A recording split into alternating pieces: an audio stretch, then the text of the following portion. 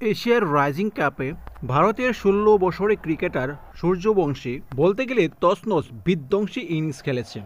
৩২ বলে সেঞ্চুরি, ১৪২ বল খেলে ১৪৪ রান করেন, যেখানে টোটাল ২৬টি বাউন্ডারি ছিল, ১১টি চার, ১৫টি ছক্কা, ৩৪২.৮৬ স্ট্রাইক রেটে ব্যাটিং করেন এই দানবীয় ক্রিকেটার। তবে এই ক্রিকেটারের বয়স মাত্র ১৬।